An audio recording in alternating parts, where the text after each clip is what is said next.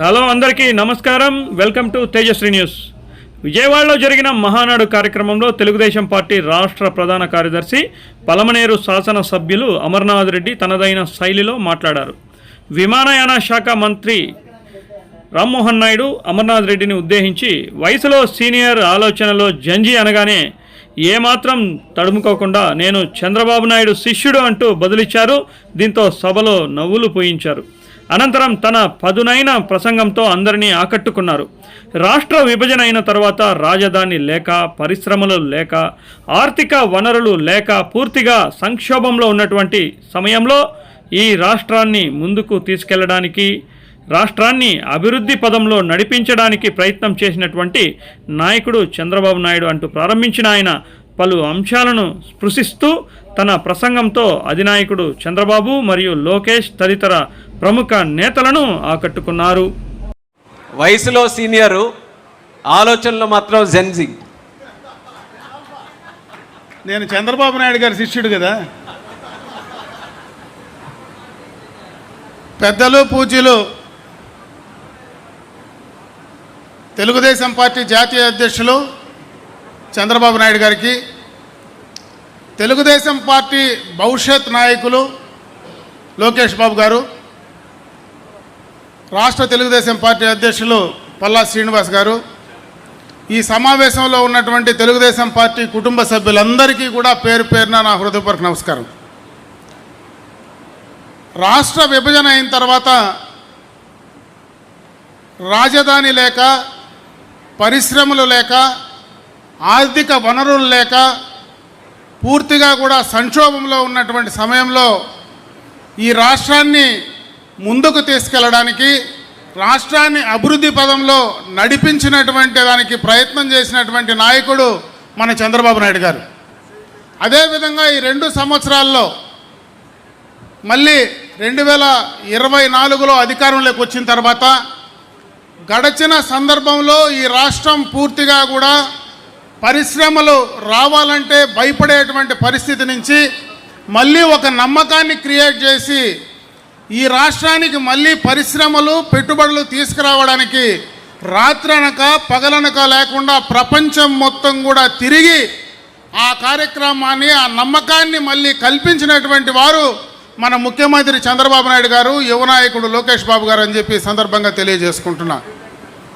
ఎన్నికలప్పుడు యువగళం పాదయాత్ర సందర్భంలో 20 లక్షల ఉద్యోగాలు మేము కల్పిస్తానని ఆ రోజు చెప్పడం, ఈ 2 సంవత్సరాల్లో 23 లక్షల కోట్ల పెట్టుబడులు తీసుకొచ్చే ప్రయత్నం చేసి దాన్ని ఈరోజు ఆ పెట్టుబడులను ఆకర్షించడమే కాకుండా ఎంఓయూలను కూడా కంప్లీట్ చేసుకున్నటువంటి ఘనత ఈరోజు చంద్రబాబు నాయుడు గారికే దక్కుతుంది, ఈ లోకేష్ బాబు గారికే దక్కుతుందని చెప్పి సందర్భంగా కూడా నేను తెలియజేసుకుంటున్నా.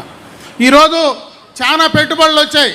ఈరోజు గూగుల్ కానీ, టీసీఎస్ కానీ, మిట్టల్ కానీ, కాగ్నిజెంట్ కానీ, రెన్యూ కానీ, ఏఎంసీఏ ఫైటర్ జెట్లు కానీ, అదేవిధంగా రాయల్ ఎన్ఫీల్డ్ కానీ, ఎన్టీపీసీ కానీ, బీపీసీఎల్ కానీ, రిలయన్స్ బయో కానీ, గ్యాస్ కానీ, ఆర్ఎంజెడ్ కానీ, సెయిల్ కానీ, ఇవన్నీ కూడా దాదాపు 23 లక్షల కోట్ల పెట్టుబడులు ఈ రాష్ట్రానికి తీసుకొస్తే గడచిన 5 సంవత్సరాల్లో అంతకు మునుపు తెచ్చినటువంటి 2014-19లో తెచ్చినటువంటి పెట్టుబడులు దాదాపు 8 లక్షల కోట్ల రూపాయల పెట్టుబడులు బెదిరించి భయపెట్టి తరిమేసినటువంటి సందర్భం కూడా ఒకసారి గుర్తు చేస్తూ ఉన్నా. ఎందుకంటే ఈరోజు చిత్తూరు జిల్లాలో అమర్ రాజా ఇండస్ట్రీస్ వాళ్ళు ఎప్పుడూ కూడా ఏ పెట్టుబడి పెట్టినా ఆ జిల్లాలోనే పెట్టే ప్రయత్నం చేస్తారు. ఆ జిల్లా వాసిగా మేమందరం కూడా ఎంతోమంది ఆ పెట్టుబడుల్లో ఆ రోజు ఉద్యోగ అవకాశాలు కల్పించేటువంటి అవకాశం ఉంది.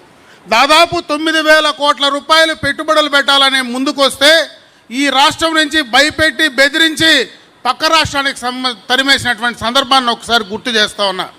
అదేవిధంగా అనంతపూర్ జిల్లాలో మనకు జాకీ ఇండస్ట్రీస్ వస్తే దాన్ని తరిమేశారు, కియా అనుబంధ సంస్థలను తరిమేశారు, ఏపీబీ పేపర్ను తరిమేశారు, అదానీ డేటా సెంటర్ను తరిమేశారు, Reliance Electronics, Franklin Templeton, BR Shetty, Titan Singapore, మరి అదేవిధంగా ఫాక్స్కాన్, ఇన్ని పరిశ్రమలను బెదిరించి భయపెట్టి బయటకు తరిమినా ఈరోజు మళ్ళీ కూడా 23 లక్షల కోట్ల పెట్టుబడులు తీసుకొచ్చి 24 లక్షల మంది ఉద్యోగ అవకాశాలు రాబోయే కాలంలో కల్పించేటువంటి అవకాశాన్ని ఈరోజు ఈ యొక్క ముఖ్యమంత్రి గారు ఈ ప్రభుత్వం కూటమి ప్రభుత్వం తీసుకునిందని చెప్పి సందర్భంగా కూడా నేను గుర్తు చేస్తా ఉన్నా.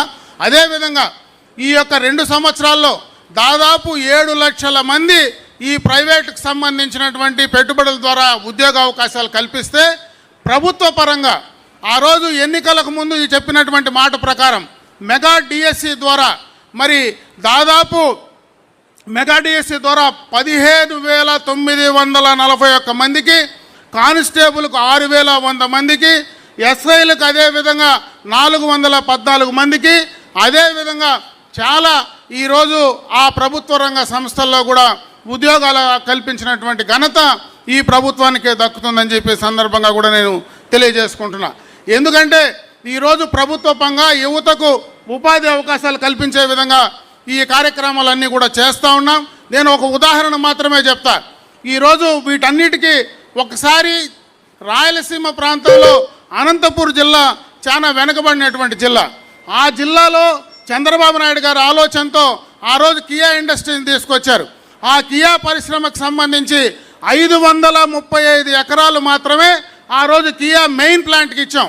300 ఎకరాలు ఆన్సర్ యూనిట్కి ఇచ్చాం. ఆ కియా ఇండస్ట్రీ ద్వారా ఈరోజు 18,000 మంది ఉద్యోగ అవకాశాలు ఆడ కల్పించబడ్డాయి. 10,000 కోట్లు ఈ రాష్ట్రానికి కేంద్రానికి పన్నుల రూపాయల అవకాశాలు ఉన్నాయి. పక్కనే లేపాక్షి ఉంది. ఈరోజు జగన్మోహన్ రెడ్డి గారిని చెప్తారు కదా, వాళ్ళ తండ్రి గారు అక్కడ ఆ రోజు లేపాక్షికి సంబంధించి 8,841 ఎకరాలు ఆ రోజు తక్కువ రేటుకి అందిస్తే ఈ రోజు దాకా అక్కడ ఒక పరిశ్రమ కూడా రాకపోవడానికి వాళ్ళు చేసినటువంటి అవినీతే ప్రధాన కారణం అని చెప్పి ఈ సందర్భంగా కూడా తెలియజేసుకుంటున్నా. అది మళ్ళీ కార్యరూపం దాల్చాలంటే మన ముఖ్యమంత్రి చంద్రబాబు నాయుడు గారి ద్వారానే అది సాధ్యమవుతుంది. ఆ కార్యక్రమాన్ని సాధ్యమైతే ఆ ప్రాంతం మళ్ళా కూడా బ్రహ్మాండంగా కూడా ముందుకు వెళ్ళేటువంటి కార్యక్రమం ఉంటుంది.